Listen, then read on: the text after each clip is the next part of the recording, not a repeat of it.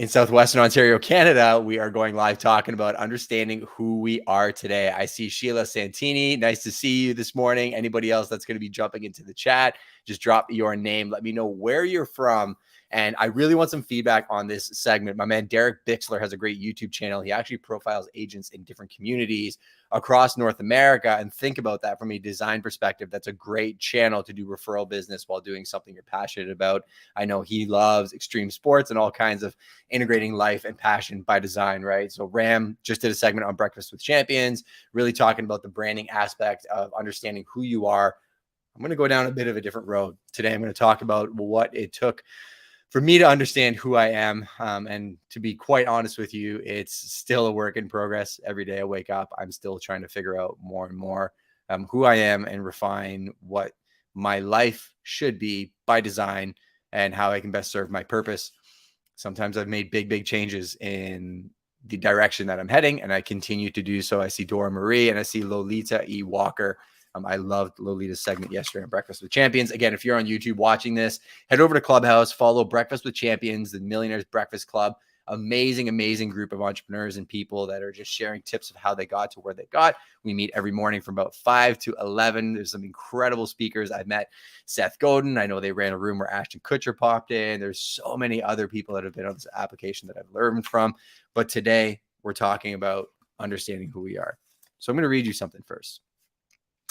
A young man was fascinated by a moth and performed a little experiment to see what would happen when it was released from its cocoon without a struggle. Using a pocket knife, he slit the enclosure, allowing the insect to emerge freely. However, it had none of the expected color, couldn't fly, and it soon died.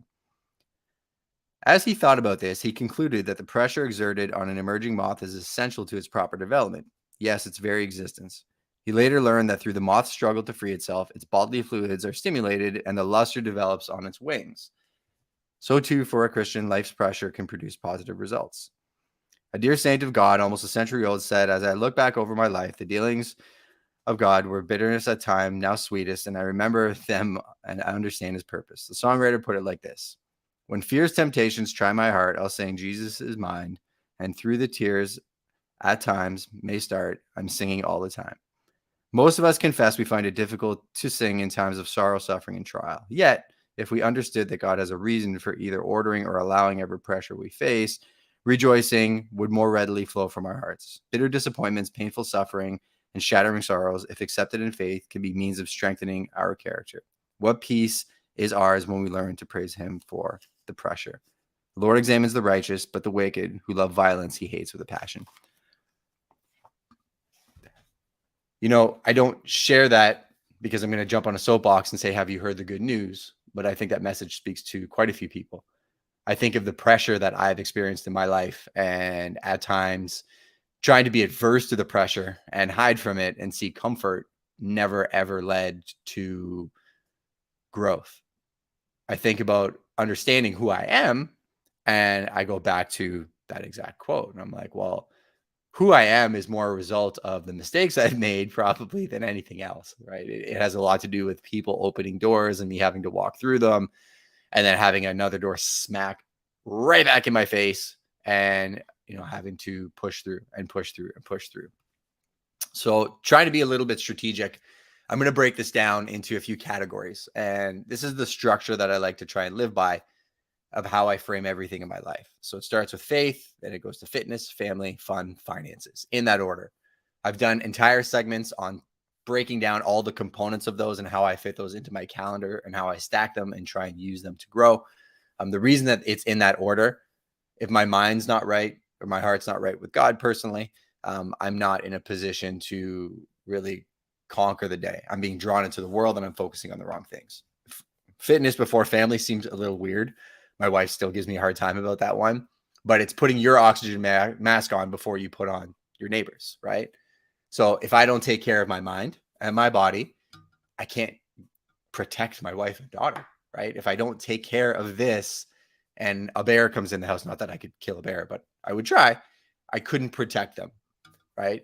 If I don't take care of my family, if I try and go fishing or doing things that I like and I have a miserable family at home, I'm probably not going to enjoy fishing because I know the silence on my phone or the lack of a call or message is not necessarily a good sign. And if I don't take care of my faith, my fitness, my family, and my fun, I'm going to hate my work because I don't get to do the things I want to do because I'm just working all the time. Don't we live in a world where we put work at the very, very top and we focus on that as our God? I had a podcast yesterday with Mr. Dave Meltzer. Fun fact, I was on Dave's podcast about 4 or 5 months ago. No context. No, it was longer than that. It was probably 8 months ago. No context to who he was. We chopped it up, talked shop, did a little bit more digging, spent more time with him on his Friday segments. He'll be here later today. And blew my mind, right? In terms of just where he was and where he is now. Guy had everything, right? If you saw Jerry Maguire, he was the sports agency that movie was based on, had $100 million, all the real estate in the world, owned a golf course, going to Super Bowls, lost it all, right? And when I asked him yesterday what his definition of success was, it was that difference between understanding that buying the things and trying to chase the world's version of success versus serving a higher purpose and understanding that he's already loved and he's already everything that he needs to be, was where he found success. And he has a weightlessness about him that I think a lot of us are searching for, whether that's Jakey Bakey, the personal assistant that he has that helps him to a lot of the things that he needs to do, whether it's his laser focus on where his energy needs to be deployed during his day or his discipline to actually stick to that plan, or whether it's understanding how every move he makes has an impact to his overall vision. I think those all culminate. So if anybody wants to see that podcast, actually just hit the sub button on this YouTube channel. You can go back and watch it. Before I get into breaking down the mistakes I've made in faith, fitness, family, fun, and finances. For context, if you don't know me, my name is Justin Conoco. I live in Southwestern Ontario, Canada. So you can go to Michigan if you're from the States, just hop over the border. That whole pocket's my territory. I own a real estate brokerage with my beautiful wife. She's the brains of the organization, incredibly smart woman, MBA from the Richard Ivey School of Business. We're unlike probably any real estate brokerage you've ever met because we don't recruit. So I'm not in the agent count or office count business. We also own a production company and an agency. So we make our own French fries. And initially I was all of those companies. Now we actually service a very large territory. We have a team of Navy SEAL agents that crush every aspect of real estate. Kim's going to give me a hard time about this later, I'm sure. I don't coach. I'm not available for hire. I just like to put out a ton of information to educate and empower people because I made a lot of mistakes and I felt like people helped me. So I try to give back and just build a community where we can collaborate and get better together. I don't normally talk about production, and I won't in this segment, but we suffice it to say we sell a lot of real estate. We work with a lot of really, really cool people. And this is how I got there. And I have no business being in the position that I'm in. But let's kick it off to the first batch of mistakes that I made. So when I talked earlier about faith, it's a loaded word. I know it gives people a lot of response. When I read Psalm 11 earlier, people hear scripture and they feel one way or another about it. I'm just here to tell you what helped me get to where I am today. And back in the day, I thought I was the center of the world. So I grew up in Montreal. I came from, middle class family and, entrepreneurial father, opened up a business after he bought the inventory and started it from absolute scratch because they were shutting down that division after he relocated his whole family that was super young. Sitting back now, I can understand how that would be probably really, really scary. But as a child, I thought I was the center of the world, right? I went to church, did all the things. And, I didn't really talk to God. I always believed in him, and you believe in whatever you want, but I always believed there was a higher power. I just looked at the nature of things and just saw proof of it everywhere. And I never really listened, right? And I didn't really focus on him too much. I do know when I was in the space where I felt like I was communicating with him a little bit more when I was younger, there was a different feeling, right? When I was 13 to 14 years old, I fell into definitely the wrong crowd of people. We talked yesterday about what that could do to your life. And it was interesting because the more my parents would tell me that, well, those are not necessarily the right types of people, the more I gravitated towards them, right? I think about it, and I still remember being bullied in grade 7 pretty badly. And I think one of the reasons I gravitated towards those people was for safety, right? I looked for safety in a group of people that other people were scared of. I looked for association with people that the general population would deem to be scary people. And I became comfortable with them. Right. And I think we can be empathetic to those that we don't understand, regardless of who they are, what they're wearing, how they dress. They're signaling something for a reason. Right. So I was involved in that group for quite a while. And I left. I actually left Montreal at one point because I saw my path going down one of three ways. I struggled with addiction, which I've shared previously. I've been sober over 10 years now. And I also saw the choices being made by those groups of people not in line with who I was as a person. I frequently discuss the sheepdog, and wolf analogy, where being a sheep is actually a great thing. You're living your life, you're eating your grass, sun is shining, life is good. I want to be a sheep. A wolf is somebody that's sitting in the background preying on the sheep. Those were the people that I was trying to associate with. And then the sheepdogs are kind of wolves, but kind of not. Like, they can hang with the wolves, but they don't have wolf tendencies, and they don't want to take advantage of people. And they know they're not inherently in with the wolves, right? They're not willing to do the things that make a wolf, and really are not the morals and ethics that I try and live my life by today. So long story short, when I came back to a good place in my faith, and what I still try and work on a daily basis, was not realizing I'm not the center of the world, right? I think a daily practice of sitting down, whatever this means to you, sitting down and being thoughtful and grateful about what is going on around me, and changing my mindset from attrition and, oh my gosh, all this pressure, all these bad things are happening to me, to thank you for the opportunity for me to solve these problems. And the biggest lesson I learned from Dave Meltzer, not being attached to the outcome, was an absolute paradigm shift for myself. Actually talking to God on a frequent basis, super, super important, right? If you don't talk to your wife for a couple of weeks, how do you think she's going to react? Glenn Lundy says that all the time. Probably not great. More than that, though, listening. Right? So sitting down and actually listening. I talk a lot. I sell real estate for a living, and I spend a lot of time on Clubhouse. So in between those two things, I am talking quite a bit. So sitting down and forcing myself to be quiet, it's like working out, because my mind will drift, right? When you're sitting down trying to sit in stillness, whether it's right before journaling or in prayer, whatever it is, you'll notice you're distracted, and then you pull it back.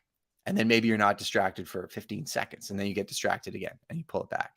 And then the next day, maybe it's 30 seconds or 45 seconds, right? This is the journey. So listening, super, super, super important to me.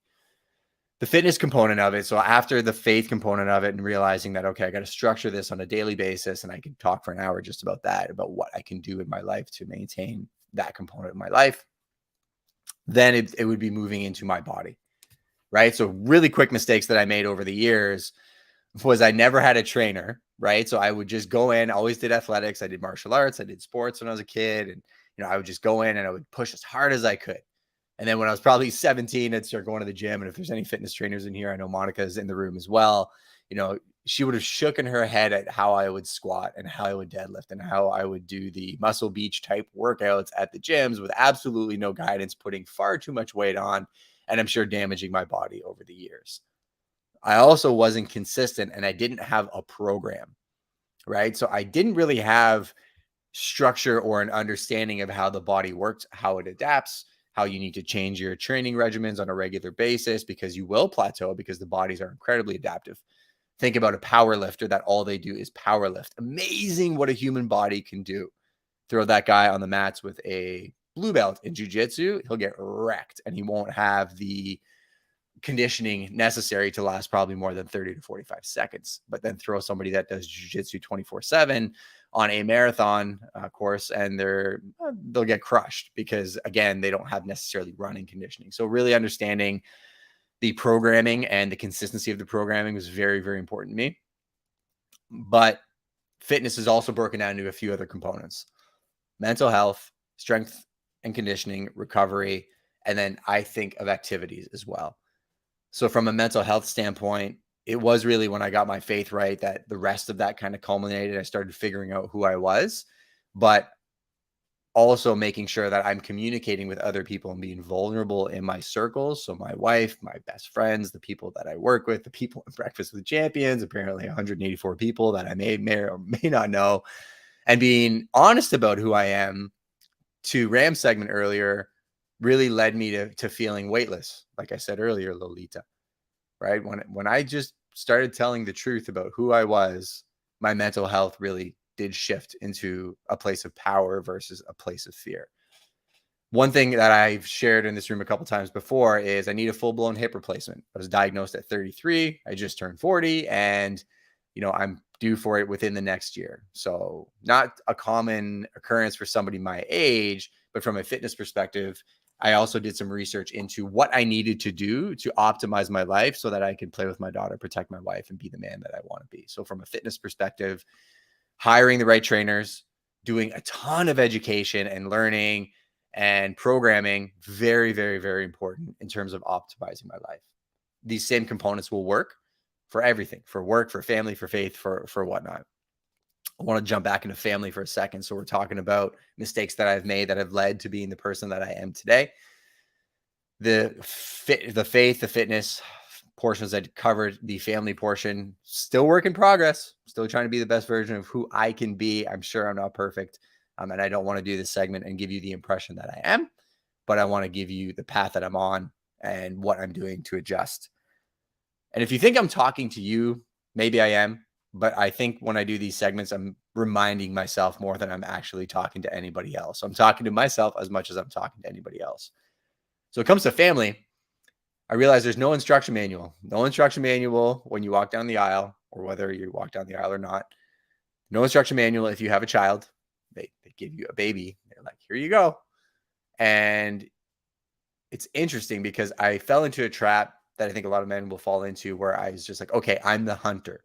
I'm going to go out. I'm going to get the food. All my focus is going to be on building them, because if I get them resources, they're safe. That's the best way that I could serve them. Love, loyalty, and respect are three things you can't actually buy. You can have all the resources in the world, but you cannot buy those things. They're the three things that I want from my family more than anything else. They're the three things that some of the wealthiest people in the world do not have. The people that are focused on getting the resources, building businesses. And look at what I did for you. How many marriages have ended over the years? And the man's response is, everything you have is because of me, right? Not the case at all, right? I think whatever you have is a result of what you've put forth in the world and what you're attracting to yourself by structuring your life by design, right? I think the family component of it, realizing that, I'm here to guard, guide, and govern my family. I am technically the hunter. If they needed food, they would get food, right? Like, that's definitely a component of who I am. But then I go back to my faith component that I spoke about earlier, and I'm like, I thought I was the center of the world. I stopped talking and I stopped listening, right? Or maybe I never talked or never listened. I think the lack of communication and verbalization to, say, my family about my intentions or what we were building or why we were building it, I think was one reason why in the early years we struggled or weren't necessarily as aligned. And yes, everybody struggles, right? I think just like the story I told about the moth earlier, in the struggle is where you get clarity and where the moth develops its color. And I'm so curious as to see what pressures are going to form over the next 10 to 20 years and who I'm going to be in the future versus who I am now. But, making sure that I realize that I'm not the center of the world, right? Everything leads back to the top. Realizing I need to communicate and actually speak with my wife and daughter and my family. And your family can be your work family. Your family can be your friend circle. Your family can be your immediate family if you have those people. But then realizing I need to listen to them as well too. One thing I think parents make a huge mistake of is not listening to their children. And I understand if you get asked a million questions a day and the same questions over and over, and look at this and check out this and look at that, and you're doing other things. But it's interesting that your children and your family are trying to tell you something and they want to be heard. And if you can give them that time and actually listen, excuse me, put down the device, listen to what they're saying attentively as if you're talking to the president of the largest company that you want to work for, or the biggest client you want to land. Imagine what your family could look like, or your friendships, or your circles, or your family. Imagine what it would feel like if you were talking to somebody about something you were passionate about and they listened intently as if it was the largest client they were ever going to land. Because guess what? It is the biggest client you'll ever land. Because when we all go to our graves, none of us are taking U-Hauls with us. What we do want is the love, respect, and loyalty from the people that are closest to us first, and the world from there, right? So realizing that I had to change and make that a huge component of it was a very, very, very big part of my development. For the fun component of it, actually, I'm going to go back to fitness for a second. I didn't cover activities. So activities are things I had to map out that I love to do that I wasn't making time to do. Mountain biking. I love photography. I love paddleboarding and surfing. I love fishing. These are all things that, require some physical exertion. And then I realized, well, a lot of times we put work first, we put our finances first, and we just work all the time. And then we hate our life because we don't get to go fishing. We don't get to go do the things we want to do. Or maybe you like going to the nail salon or doing certain things. You're like, I don't have time. I'm always working. Don't have time. I'm always working. Why are you doing a job that you hate, to buy things you don't like, to impress people you don't like, to resent your life, like David Meltzer always likes to say, right? So I mapped it out. I looked at, well, I'm at a stage in my life now. I'm not going on a 3-day fishing trip away from my family because my family's super important to me. My daughter's in the growth development stage. Traveling with her is more important. So maybe I'll do 2 half-day trips with my fly guide, a quarter. And maybe I'll go out once a week by myself. And then maybe I'll go out with my daughter 3 times a week if that's the cadence that I want. Or maybe I just do it once a quarter and that's it. Right? Maybe I'll go paddleboarding as my conditioning part of my workout once a week when it's beautiful and sunny outside versus sitting in my basement working out here. Now I'm ticking off 2 boxes. I actually mapped it out, and actually I'll share my screen for a quick second. This is the beach that I actually go paddleboarding on. This is Grand Bend, Ontario, Canada, where I live. I love photography, and this is when you do a very long exposure, you get beautiful waves like this. I'm not a very good photographer. I just learned that. What I want to show you was on this website, and I'll actually change the link in Breakfast with Champions super quick so you can go here. Let me just change this. justinconoco.com/resources. You can actually get these documents for free. Like I said, I don't coach. I don't charge for anything. I'm not selling anything. These are just things that I've built to help me develop an idea of who I am today and create structure because my mind's chaos. This daily planner sheet was really created from me writing it down every single day. I have my notepad with me and I would write down this structure every single day. And I would write down the different things that I'm doing. Have I done my time in prayer? Have I moved my body? Have I mind swept and time blocked, which was very, very important to me? Am I delegating effectively? Am I, working on my business? Am I creating content? And creating could be creating content. It could be taking photographs. It could be, again, layering different aspects of my life, stuff that I love. I love photography. I got to take photos for work. So why don't I tick both of those boxes and intermingle them so they become one and the same? So now my work is something that I actually have fun doing, but then also layering in the other aspects of my life, right? Am I in play? Am I focusing on my family? Like this all goes into my daily planner. And then once I mind sweep and time block, it actually goes through it in this document. I've got videos on it as well you can watch. Once I mind sweep and time block, I actually open up my calendar and then I put it in my calendar. It's probably the easiest way that you can track your activities versus your ambitions because they're just non-negotiables. I mind sweep and time block every day, 7 to 7:30. It's really simple process, brain dump. And then I put it on the calendar. And then at the end of the day, I shift it around like Tetris, see what I did at the end of the week, and then I reprioritize. And then you'll really see if your actions map to your ambitions or if you need to change your ambitions or change your actions. The other thing that I want to discuss before I jump into opening up the mic and getting some shares is my finances. So my finances was my last piece, right? I talked about getting your faith, your fitness, your family, your fun in order first. I could do an hour segment on each one of those, but the reason I put finances last is if you have everything else mind swept and time blocked properly, you're going to realize you don't have that much time to do the work that you need to do to accomplish the things you want to accomplish. Now, there are times where you can shift, right? And you can shift your focus. So if there's 5 cups, you have a liter of water and you pour it into 1 liter cup, all the other cups are empty, right? So you can do that. You can go right into your finances cup for a year, put your head down and say, hey, I'm going to disappear, build something, come back, go for it. You can balance it out, or you can focus on different amounts. But early on, I was way too focused on finances. So my background was actually hospitality. So I did every job in the hospitality business you can imagine. I started off as a bouncer. Then I was a DJ. Then I was a barback. Then I created a position for myself as a supervisor of all the barbacks. Then I was a bartender. Then I was a manager. Then I was marketing coordinator for the entire organization, and kind of plateaued, hit that ceiling, and then transferred those skills into what I do today, right? Marketing and sales is marketing and sales. I don't care if you sell custom sneakers or sell $1 million mansions. It's all the same. It's all communication, attraction, and then conversion and sales. But when I was working really hard, like 70-hour weeks, I was burning the cash as quickly as I was making it, because I was trying to buy the world's approval. I always wanted to impress other people and have them let me into the cool kids club, right? I was always friends with everybody, but I wasn't always in the inner circle, especially with the wolves, because they knew I wasn't for sale. Anytime an opportunity would come up for me to sell myself out at the expense of another human, I didn't want to do it, right? It didn't sit right with me, and I never crossed that line. But from a financial perspective, I was spending money faster than I was making it. And then somebody told me, save 10% of every dollar you make. And then that changed to 20% of every dollar you make, and then separate that into separate accounts. It's not your money to spend. Then it was budgeting, right? So making sure you have an idea of how much money, hard costs you have every single month, and then track your fluctuating expenses, and then start tracking that on a regular basis. So just like I talk about mind sweeping and time blocking, being fiscally conservative, I think, is incredibly important, especially in today's day and age. Inflation is at an all-time high. Housing costs are out of control. If you've tried to buy gas or food, you see what's coming down the pipeline.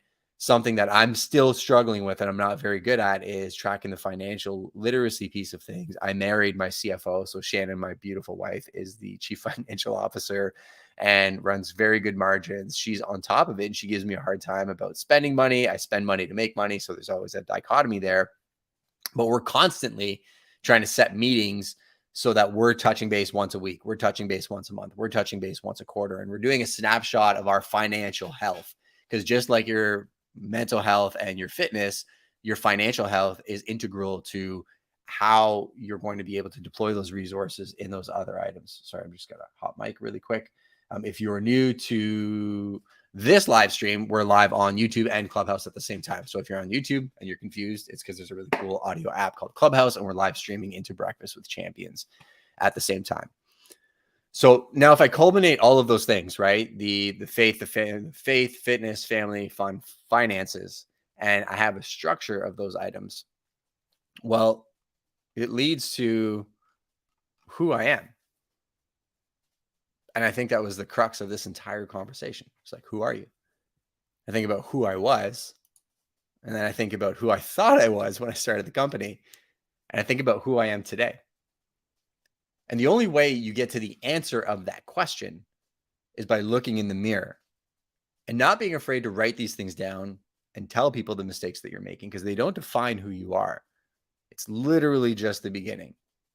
I was recently on a podcast where we discussed the future of real estate and our brokerage. And I've shifted our brokerage about 4 times in the last 4 years. There was one story I've told previously where I had the opportunity to invest in a unicorn transaction and buy a building for close to, say, $1 million, 700, put 200 into it, refinance it for over 2 million, basically own the building for free, have a 3,000 square foot office, build an agent count of 60 agents, and become another brokerage. But then I realized that the founding principle of our brokerage is do nothing out of selfish ambition or vain conceit, rather than humility, value others above yourself. So if I put my agent count and my office count above the purpose of serving the people at my firm, I'm not really tracking to who I want to be or who I am. So we decided not to do it. And we said, no, while every other brokerage on the planet does that, and our entire industry becomes, talking about how many houses you sell, look at me, prancing on a horse, I'm amazing. And when every realtor is selling a house over asking, I was like, let's be the other side of that coin. Let's fly under the radar. And, went the complete opposite direction. And then, thought, well, having offices in different locations like Starbucks, that was really the next path I was going to go down. But then auditing the people around us and saying, what do you want? They're like, we just want accountability. We want really good mentorship training. We want access to your network because you know everybody, deal flow. And really, we just want that support, right? And we want to understand who we are and have you help us brand ourselves through what you do. Like, amazing. Okay. So that completely shifted the focus of where we were deploying our energy. And then realizing that we had to be a virtual first brokerage. And now I have agents that are flying to Australia for months at a time, Costa Rica, doing business across the entire globe. And now we do referrals across the entire globe because we're not restricted to one location. People don't think of Prime as only being in Southwestern Ontario, Canada. People are calling us for referrals to Florida, Colorado, New York. We've got connections literally everywhere because we thought bigger and we were willing to listen and respond to what we were hearing. Now I think about myself, independent of the personality of the brokerage. So you can do that entire sequence of events to establish an identity for your business, because your business is a person, right? An entity in its own.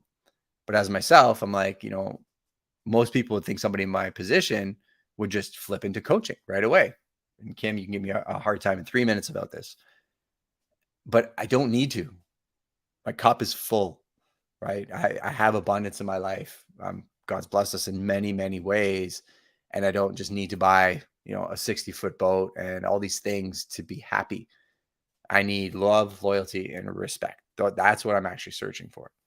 And I can put out content like this on this channel for free. And I can put out PDFs like I showed you guys earlier for free, because I think it leads to something bigger, right? And I had to put some clarity around who I am and what I do. And it was, I help entrepreneurs and real estate agents find purpose, make more money, and feel less overwhelmed. I got that. I do some work with Think Media, and I was going through Sean Cannell's Niche Finder course, and I put a lot of work into figuring that out last week, right? Does that not mean that I'm not going to have a financial benefit from that? No, it doesn't necessarily mean that I can't make money off of it. And I'm coming around that bend thanks to people like Kim Walsh Phillips challenging me. Does it mean that I have to charge for a course? No.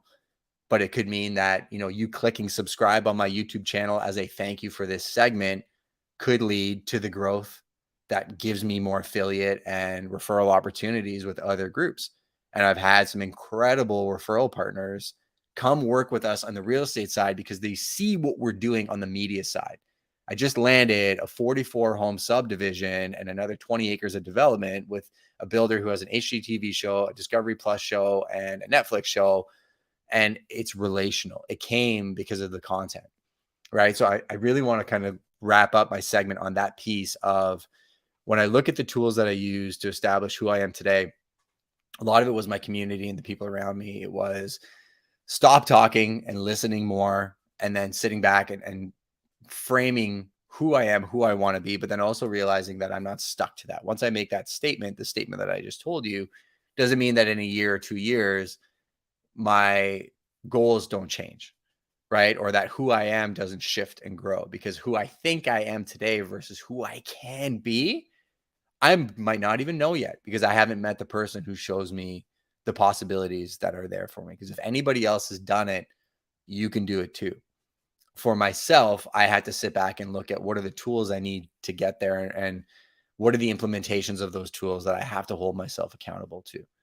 Because everybody, like Ram said earlier, will sit there, they'll listen, they'll go to the networking, they'll watch the training courses, they'll feel really good about themselves, and then they'll just mosey on with their day. 6 months goes by and they're like, I know I should post online. I know I should do this. I know I should pick up the phone and call that client, but they find an excuse not to. And that was me for years and years and years, right? Always found an excuse, always found a distraction. Got to clean the whole garage now. No, definitely don't need to execute that thing that I know I need to execute that could shift my entire business. Creating my service delivery standards, right? Updating my service delivery standards for when I hand a client to one of my agents and saying, hey, this person needs 150% service. How often are you calling them? What are you giving them? How are you following up with them? How are we communicating as a team to make sure the file gets done correctly? Ultra, ultra important, right? So going back to what I said earlier, you need to map your ambitions, map your actions, track them, and then review. And if your actions don't map to your ambitions, change your ambitions or change your actions. You don't really have any other choice. Thanks for joining me on this live stream on YouTube. Again, hit that sub notification button. Let me know who you are. I will respond to all the comments after the stream, but I want to talk to Kim Walsh Phillips. So join us live on Clubhouse. Head over there and find Breakfast with Champions, and I'll see you in a bit. You there?